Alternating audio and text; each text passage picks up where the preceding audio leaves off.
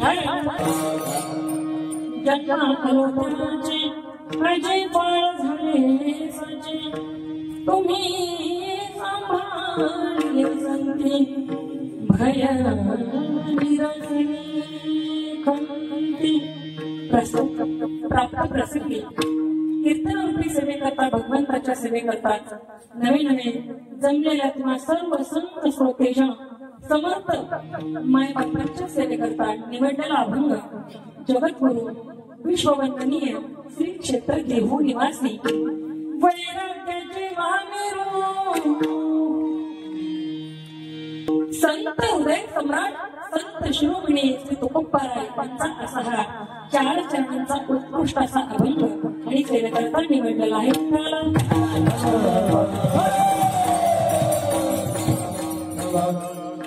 सेवेसाठी निवडलेला अभंग जगद्गुरु तुकोबारायांचा आहे. तुकोबारायांचा अधिकार सांगायचं म्हटलं तुकोबारायांच्या वाटेने जायचे ती वाट सुद्धा विठ्ठल विठ्ठल विठ्ठल विठ्ठल म्हणत होती.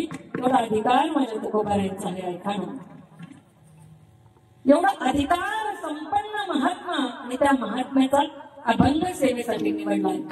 किती थोर महात्मा, काय अधिकार आहे ऐका. एका वाक्यात सांगते, आपल्या सर्वांना प्रत्येकांना वेगवेगळ्या भीत्या आहेत. जगत असताना हे जीवन जगत असताना आपण अनेक भीतीमधून जातो. कुणाला कशाची भीती, कुणाला कशाची भीती, कुणाला कशाची भीती.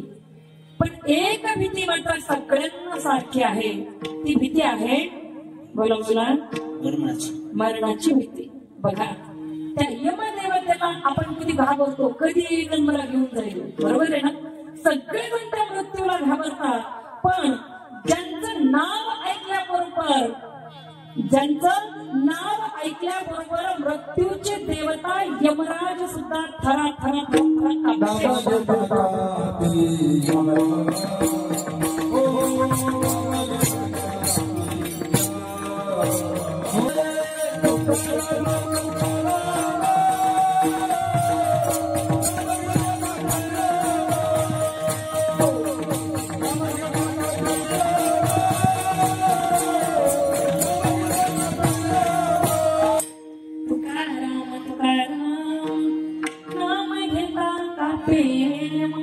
ज्यांचं नाव घेतल्याबरोबर, त्यांचं नाव ऐकल्याबरोबर मृत्यूची देवता असणारा यमराज तो सुद्धा थरथर कापतो.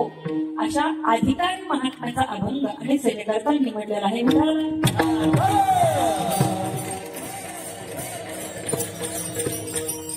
प्रारंभ करण्यापूर्वी थोडासा प्रचार द्यायचा होतो. म्हणजे असा की या ठिकाणी श्री क्षेत्र पारा, चढलेला पारा की उतरलेला पारा? चढलेल्या पाऱ्याची फार भीती वाटते हा मला. असं श्री क्षेत्र पारा, तालुका वाशी, जिल्हा धाराशिव त्या ठिकाणी सुंदर अशा अखंड हरिनाम सप्ताहाचं आयोजन नियोजन, त्याचबरोबर ग्रंथराज ज्ञानेश्वरी पारायण सोहळा आणि श्रीमद भागवत कथा सोहळा या ठिकाणी सुंदर प्रकारे चालू आहे. आणि आजचा हा 5वा दिवस आहे. सेवेचं कारण असणारे आमचे बाबाजी हरिभक्तपरायण आदरणीय विठ्ठल महाराज शास्त्रीजी बाबाजी त्यांच्या माध्यमातून संपर्क झाला. त्यानंतर आमचे हरिभक्तपरायण आदरणीय आमचे बाळासाहेबजी पाटील, बरोबर ना, त्यांचा संपर्क झाला आणि या ठिकाणी येण्याचा योग आणि आपल्या सर्व माता पित्यांच्या दर्शनाचा योग मला या ठिकाणी जीवनामध्ये प्राप्त झाला बरं का. त्याचबरोबर सुंदर अशा कार्यक्रमाचं आयोजन नियोजन आणि एक विशेष म्हणजे बाबा स्वतः पेटी घेऊन वाजवतात बरं का कीर्तनामध्ये. बाबांच्यासाठी जोरदार एकदा टाळ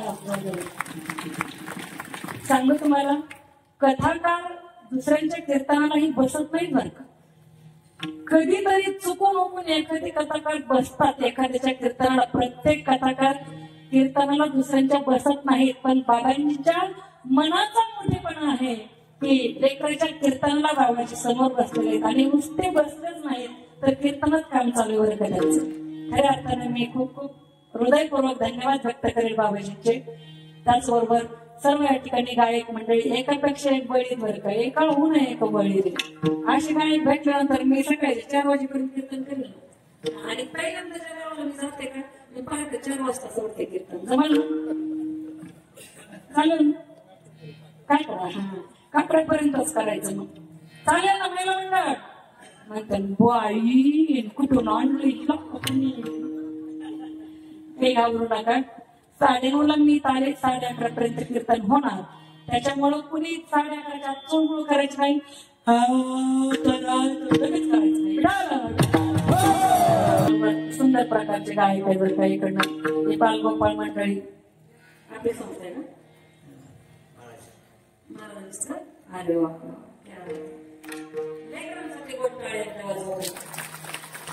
कारण आपुलिया पिता जसे जागता धन्य माता पिता तयाची. त्यांच्या माता पित्याला धन्य काय बरं खऱ्या अर्थानं.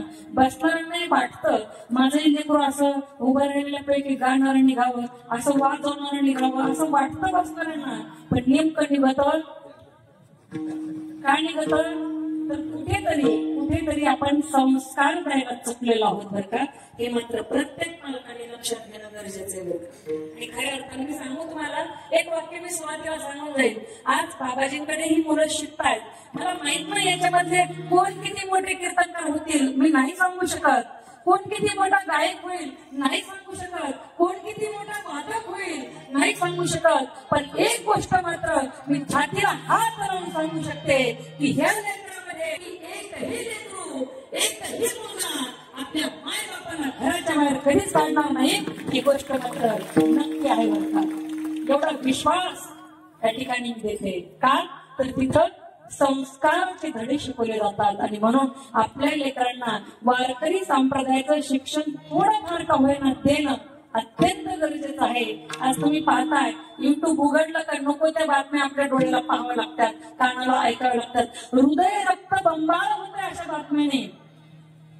आज समाज फार भरकटत चाललेला आहे. आणि म्हणून वारकरी संप्रदायाचं शिक्षण आपल्या मुलांना देणं बंधनकारक झालेलं आहे असं म्हटलं तरी वावगं ठरणार नाही बरं. सर्वांचे मी पुन्हा एकदा आभार व्यक्त करते. आपल्या सर्वांच्या पायाला पादस्पर्श करून कीर्तनाला सुरुवात महाराज म्हणत आहे. जन्म आलो त्याचे आजी फळ झाले साचे. काय म्हणतात महाराज. जन्म आलो त्याचे आजी फळ झाले साचे. का तर तुम्ही सांभाळले संती भय निरसली खंती. संतांनी मला सांभाळलंय आणि माझ्या मनातली भीती आणि खंत त्या संतांनी आता काढून टाकली बरं. म्हणून तुकोबारा काय म्हणतात की आता मला असं वाटतंय की जन्माला आलोय ना त्याचं सार्थक झालंय. आजी फळ झाले साचे. आज फळ भेटलेलं आहे. आणि मग आता मला कसं वाटतंय ऐका ना. तुकोबारा म्हणतात आता मला कसं वाटतंय सार्थक झालंय. जीवनाला आल्याचं फळ झालंय. संतांनी मला सांभाळलंय. संतांनी माझ्या मनातली भीती आणि खंत दूर केली. मग आता मला कसं वाटतंय तर महाराज म्हणतात कृतकृत्य झालो इच्छा केली ते पावलो. आता मला कसं वाटतंय कृतकृत्य झालो की आता मी जी इच्छा केली होती जे माझ्या मनात होतं ते पूर्ण झालेलं आहे. आता मला काही करावं अशी गोष्ट शिल्लक राहिली नाहीये. महाराज म्हणतात कृत्य झालो इच्छा केली ते पावलो. आणि आता आमचं जीवन असं झालंय की आता आमच्या जीवनावर हा काळ काही प्रहार करू शकत नाहीये. हा घाला घालू शकत नाहीये. तो का म्हणे काळ आता करू न शके बरं म्हणतात. हा जो काळ आहे ना बघा जगा काळ खाय आणि माथा दिला पाय. या जगाला काळ खात असेल, जग काळाला घाबरत असेल, पण आम्ही त्याच काळाच्या माथ्यावर पाय देऊन भगवंताच्या धामापर्यंत जातोय. हा आमचा अधिकार आहे. पण तो आम्हाला काय प्राप्त झालाय कशामुळे प्राप्त झालाय तर आम्ही संतांची शरणागती केली आणि संतांच्या शरणागतीमुळे आमच्या मनातली भीती आणि खंत निघून गेली. आता आम्ही कृतकृत्य झालो. जी इच्छा होती मनात ती पूर्ण झाली आणि म्हणून आता आम्हाला हा काळही काही करू शकत नाही. तुका म्हणे काळ आता करू न शके बळ. हा झाला अभंगाचा सरळ सरळ भावार्थ. ठिकाणी माझ्यासोबत आलेल्या हरिभक्त परायण आदरणीय आमच्या उषाताई महाराज, इथं महाराज होता सगळेचे, उषाताई झोडगे, त्या सुद्धा पारगाववरून या ठिकाणी सोबत आलेल्या आहेत. सुंदर त्यांचा स्वभाव आहे बरं का, सुंदर गोड व्यक्तिमत्व आहे. आणि महाराज मंडळीची तर एवढी आवड आहे त्यांना. मी बोलल्याबरोबर त्या म्हटलं ठीक आहे ताई, मी त्यांच्याही हृदयपूर्वक आभार व्यक्त करते. सर्व महिला मंडळाची संख्या खूप जास्त आहे बरं का. आणि मी सांगू तुम्हाला, खऱ्या अर्थानं परमार्थ टिकून ठेवलाय ना, खऱ्या अर्थानं तो महिला मंडळाने ठेवलंय बरं का.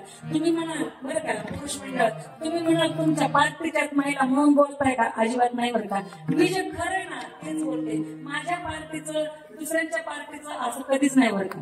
कारण परमार्थ असो की प्रपंच असो, जे खरं आहे तेच बोलते बरं का म्हणजे महाराज, तेच.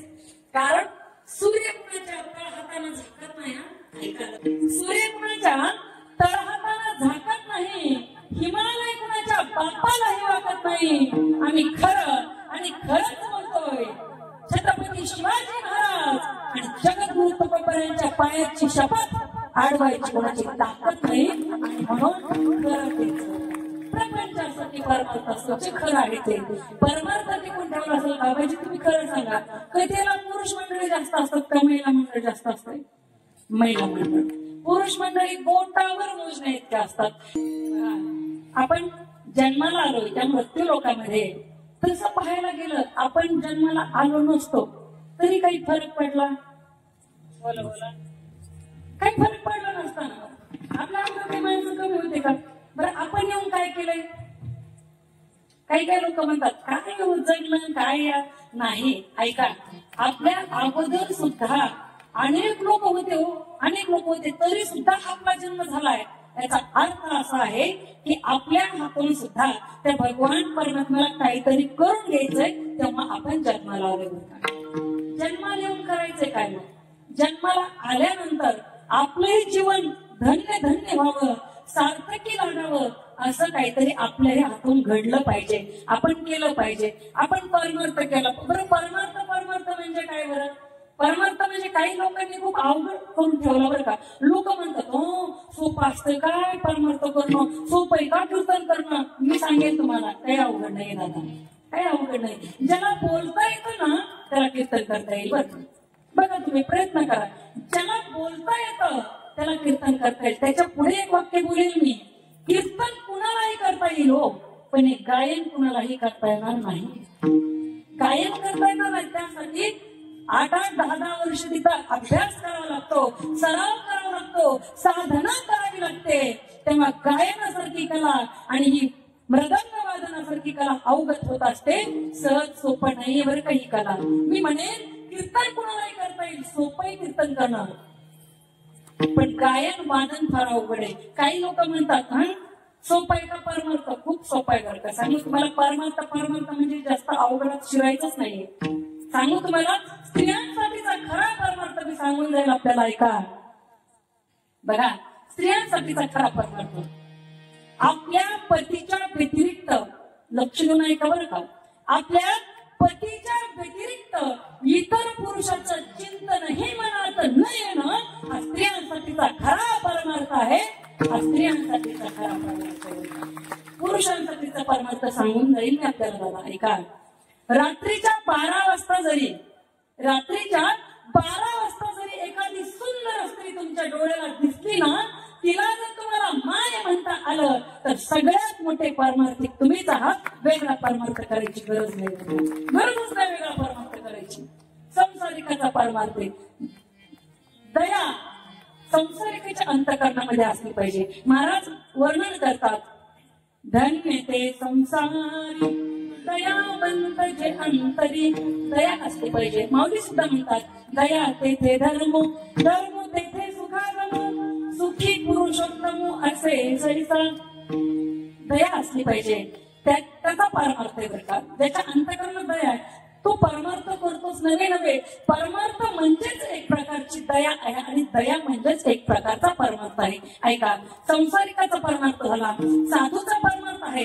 साधूचा परमार्थ काय? सतत सतत सतत आणि सतत नामस्मरणामध्ये तल्लीन असणं हा साधूचा परमार्थ आहे. साधू ऐका, संतांचा परमार्थ आहे, बुडत हे जन न देखावे डोळा येतो कळमळा म्हणून हा संतांचा परमार्थ आहे. प्रत्येकाचा परमार्थ आपापला वाटून दिलाय आणि त्या परमार्थाला आपण लागलं पाहिजे. महाराज म्हणतात की मी आज मला काय वाटतंय बघा ना, जन्म आलो त्याचे आजी फळ झाले साचे. कुणी म्हणावं जन्माला आलेलं फळ भेटलंय, कोणी म्हणावं जन्माला आलेलं सार्थक झालंय.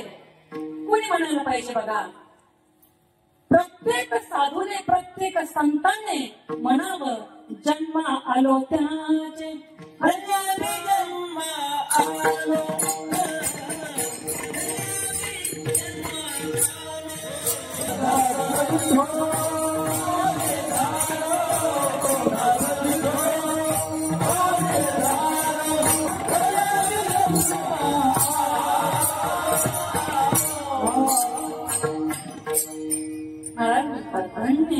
जन्म आलो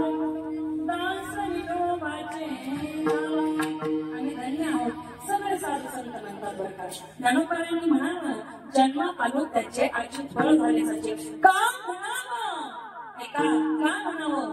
त्या ज्ञानोबारांनी समाधी घेत असताना जगाच्या पापांना ढसा ढसा रडावं. त्या ज्ञानोबारांनी म्हणावं जन्म आलो त्याचे आजी फळ झाले साचे. माझ्या तुकोबारायांनी म्हणावं जन्म आलो त्याचे आजी फळ झाले साचे. का म्हणावं? जन्म समोर पाहिल्यानंतर जगाच्या मालकानं या अखिल कोट ब्रह्मांड नायकानं आपली मान खाली झुकवावी. कारण तुकोबारांच्या 8 पिढ्यांच्या भक्तीचं ओझ माझ्या भगवंतावर होत होत. त्या तुकोबारांनी म्हणावं जन्म आलो त्याचे आजी फळ झाले साचे. माझ्या एकनाथ महाराजांनी म्हणावं जन्म आलो त्याचे आजी फळ झाले साचे. का म्हणावं? ज्यांच्या घरी भगवान परमात्मा 36 वर्ष काम करतो, 36 वर्ष राब राब राबतो, नसावता करी सर्व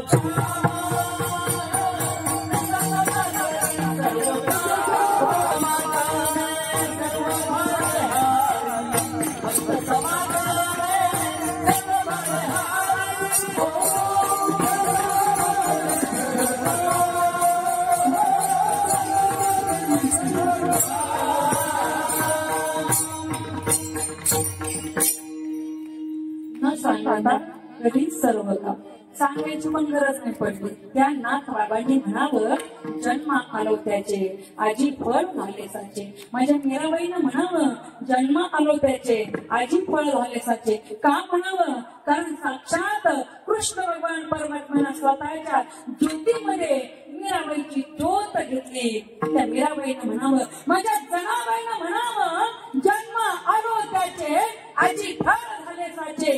का म्हणावं? अहो जनाबाईनं दिलेल्या शिव्या सुद्धा देवाला गोड लागायच्या, गोड लागायच्या. जनाबाई काय साध्या शिव्या देत होती का? अरे अरे विद्या मूळ मायेच्या कारट्या तुझी रांग रंगती झाली. काय शिव्या होत्या हो? तुझे गेले मढे तुला पाहून काळ रडे. कोण शिवाय देत आहे? ते जनाबाईनं शिवाय देऊ जाणं. आणि तरी सुद्धा देवाला हसावं. त्या जनाबाईनं म्हणावं जन्म आलो त्याचे आजी फळ झाले साचे. नामदेवरायांना म्हणावं अहो नामदेवरायचा संसारच देव बघत होता सगळं. नामदेवरायचं लग्न देवाने जमवलं. अहो नुसतं लग्न जमवलं नाही, मामा म्हणून लग्न जमवले. लोकांना वाटलं मामा एवढा भारी तर नवरतो पण भारीच असेल बरोबर आहे बाबा. हा त्या नामदेव महाराजांना म्हणावं कारण नामदेव महाराजा इतका सहवास बाकीच्या कोणत्याच संताला देवाचा लाभला नाही बरं का. सतत देवाच्या जवळ नामदेव आहे. किती भाग्य असेल त्या नामदेवरायचं. अहो 5 वर्षाच्या लेकरानं माझ्या 5 वर्षाच्या नामदेवरायानं देवाला जीव घालावं एवढा अधिकार नामदेवरायांचा. त्या नामदेवरायानं म्हणावं जन्म आलो त्याचे आजी फळ झाले साचे. ऐका ना सगळ्या साधू संतांनी म्हणावं जन्म आलो त्याचे आजी फळ झाले साचे. पण त्याच्या पुढे जाऊन मला सांगायचंय छत्रपती शिवरायांनी म्हणावं जन्म आलो त्याचे आजी फळ झाले साचे. का म्हणावं? ऐका का म्हणावं? अहो 450 वर्ष उलटले तरी सुद्धा शिवाजी महाराज हे नाव घेतल्यानंतर गाड झोपलेला माणूस खरबडून जागा होतो, जागा झालेला माणूस उठून बसतो, बसलेला माणूस चालायला लागतो, चाललेला माणूस पळायला लागतो आणि पळणारा माणूस निश्चित ध्येय गाठल्याशिवाय थांबत नाही. छत्रपती शिवाजी महाराजांच्या नावाची धमक आणि ताकद आहे हे आजही आपल्याला मान्यच करावं लागेल, आजही आपल्याला मान्यच करावं लागेल. काय केलं या माणसानं, काय केलं या लढाईचा, वाऱ्यासारखी तलवार चालून गेला, इथल्या छत्रीनं हिंदुस्थान हरवून गेला आणि मुघलांच्या मागच्या काल मारायला सोबतीला घेऊन हजारो सैन्याला लढून गेला. स्वर्गात गेल्यावर सुद्धा चंद्रप्रभेने झुंजून गेला असा एक भक्त मराठा राजा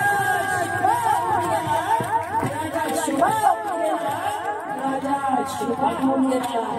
म्हणून म्हणे एकच राजा इथे जन्मला, एकच राजा इथे जन्मला, शिवनेरी किल्ल्यावर एकच राजा इथे जन्मला, शिवनेरी किल्ल्यावर म्हणजे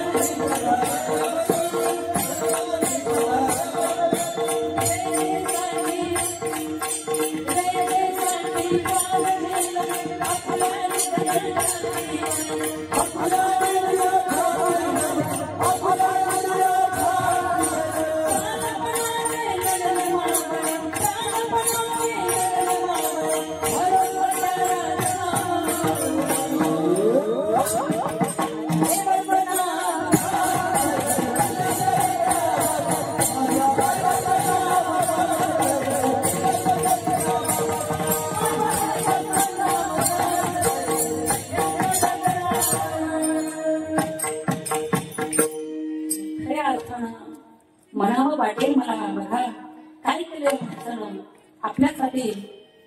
श्वासात रोखणे वादळ, श्वासात रोखणे वादळ, डोळ्यात रोखणे आग, देव आमचा छत्रपती एकदा मराठी वाघ. आणि धन्य धन्य हा महाराष्ट्र, धन्य धन्य ती जिजाऊ आणि धन्य धन्य ती जिजाऊची पोलाद देवा.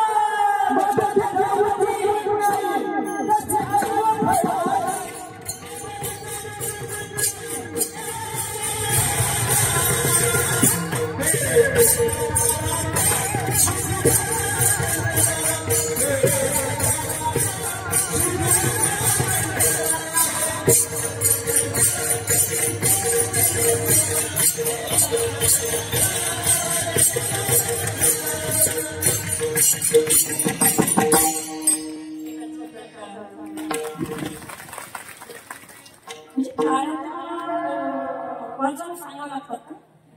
गायन छान वाटलं, मृदंगाची बोल आवडले, कीर्तनकाराचं एखादं वाक्य आवडलं, आवर्जून टाळ्या वाजवलं. टाळ्या वाजवण्याचे फायदे पण काय? टाळ्या वाजवलं का मच्छर आपल्या जवळ येत नाही. कशाला मराले एखादं हातात घेऊन टाळ्या वाजवण्याचे फायदे सांगतो तुम्हाला ऐकायला. मच्छर जवळ येत नाही. दुसरा फायदा, एखाद्याला आपल्या शेजारच्याला एखाद्याला समाधी लागली, कळते ना समाधी, समाधी लागली, एखादा झोपी गेला, आपण टाळी वाजवल्यानंतर तो उठला आणि त्यानं कीर्तन ऐकलं तर त्यानं ऐकलेल्या कीर्तनातलं 1% पुण्य तुमच्या हाताला पडते, तुमच्या वाट्याला पडते. आणि तिसरा फायदा आहे का, दोन हातांचं एकमेकावर घर्षण झाल्यानंतर विठ्ठल विठ्ठल तोंडाने म्हणायचं दोन हाताने एकमेकावर घर्षण झाल्यानंतर ब्लड सर्क्युलेशन क्रिया चांगली होते, रक्ताभिसरण क्रिया चांगली होते आणि हार्ट अटॅक येण्याचं प्रमाण 99% कमी होते. येतच नाही मी असं म्हणणार नाही, 99% कमी होतंय. आणि सगळ्यात मोठा फायदा, पाप संपत आहे आणि पुण्य वाढीला लागते. म्हणून घरी टाळी वाजवते. अजून सांगू, खाने की मजा थाली से, खाने की मजा थाली से, बगीचे की मजा माली से, झगड़े की मजा गाली से, ससुराल की मजा साली से, और हर कीर्तन की मजा ताली से, हर कीर्तन की मजा ताली से. म्हणून टाळी तर वाजलीच पाहिजे. मी कुठून तरी ओढून जाऊन आणून जोक सांगायचे हसवायचं माझ्याकडे प्रयत्न नसतं. कीर्तनची व्याख्या मी नेहमी सांगत असते, ईच अँड एव्हरीथिंग डेफिनेशन. प्रत्येक गोष्टीला एक विशिष्टपूर्ण व्याख्या असते. कीर्तनाची व्याख्या काय आहे माहिती का महाराज तुम्हाला? कीर्तनाची व्याख्या काय? कीर्तन चांग, कीर्तन चांग,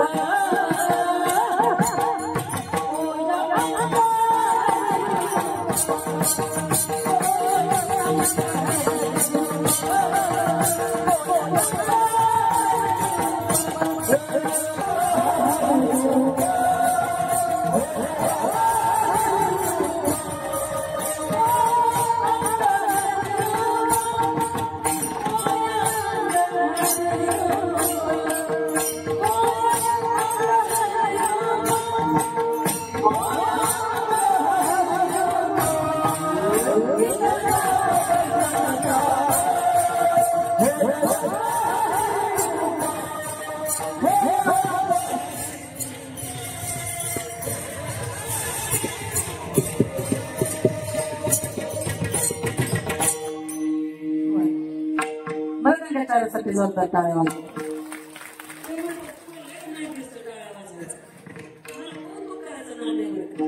किती गोडपाळ ना खेळण्या बोलण्याचं वय आहे का नाही लेकराचं? किती आहे का काही वय जास्तीचं? किती मला वाटतं 10-11 म्हणजे काय वय आहे का बघा ना. ते काय म्हणतो, तुम्ही काही म्हणा मी काही वाजवतो. विठ्ठल काय सांगत होते मी, कीर्तनाची सुद्धा व्याख्या. कीर्तन आल्यानंतर काहीतरी घेऊन जाता आलं पाहिजे. अभंग घेऊन जा, एखादी उभी घेऊन जा, एखादा सिद्धांत घेऊन जा, एखादा दृष्टांत घेऊन जा, काहीतरी कीर्तनाला आल्यानंतर घेऊन जाता आलं पाहिजे. मी असं का कीर्तनात म्हणलं, कीर्तनात आलात ना काहीतरी घेऊन जा. एक जण माझी चप्पलच घेऊन गेलो आणि मी समोर बघते माझी चप्पल. मी ओ ताई, ओ ताई, ओ माझी चप्पल. त्या म्हणल्या राव द्या तुमच्या पायाचा परसाद. मी म्हणलं असा पायाचा प्रसाद तर गावाला घेत राहिलो तर कसं व्हायचं आमचं? प्रसाद विकत घ्यायला आमच्या जवळ राहणार आहे कोण?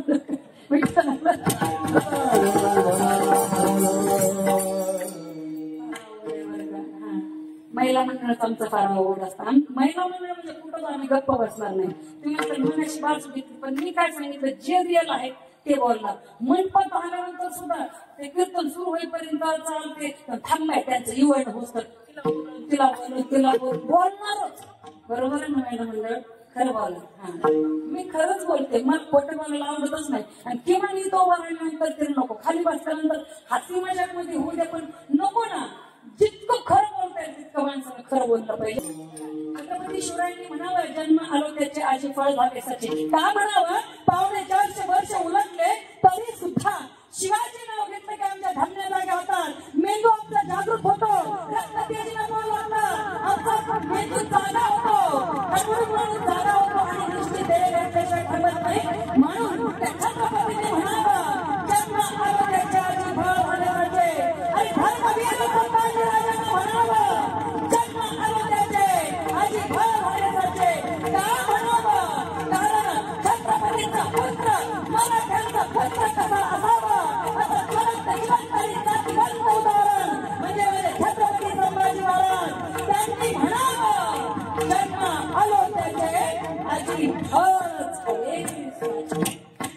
छत्रपतींच्या सुनबाई असणाऱ्या महाराणी ताराराणी साहेब त्यांनी म्हणावं जन्म आलो त्याचे आजी फळ झाले साचे.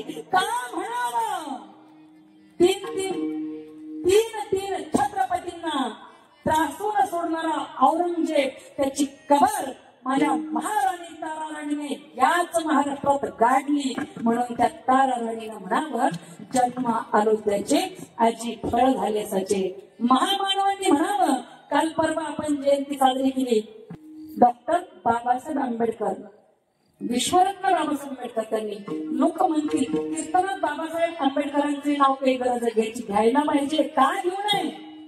ज्या माणसानं 2 वर्ष 11 महिने आणि 17 दिवस अविरतपणे अखंडपणे रात्रंदिवस जागून ज्या समाजाला संविधान दिलं आणि त्या संविधानावर आपण उठल्यापासून रात्री झोपेपर्यंत काम करतो, कार्य करतो संविधानानुसार.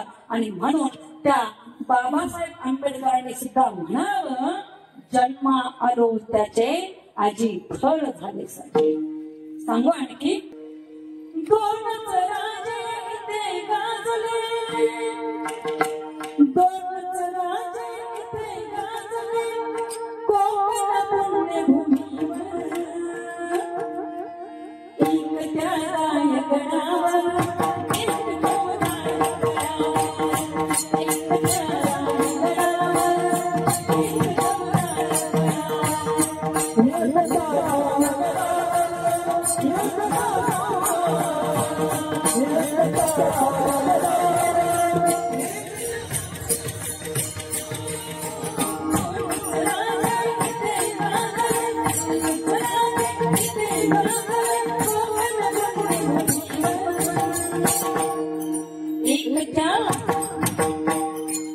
एक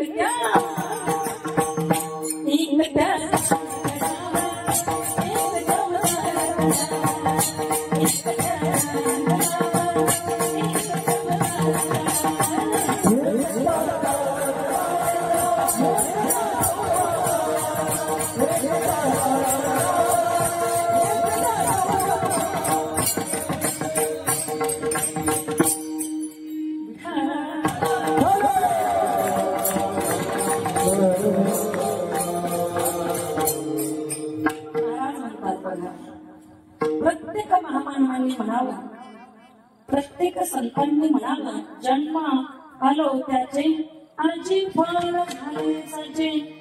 महाराज काय म्हणतायत? कारण त्यांना बाबाजी चैतन्यासारखे गुरु भेटले, स्वप्नामध्ये त्या ठिकाणी साक्षात्कार दिला, डोक्यावर हात ठेवला, आशीर्वाद दिला. आणि महाराजांनी त्या दिवसाचं वर्णन करताना आनंदाने हा अभंग दिला. काय अभंग?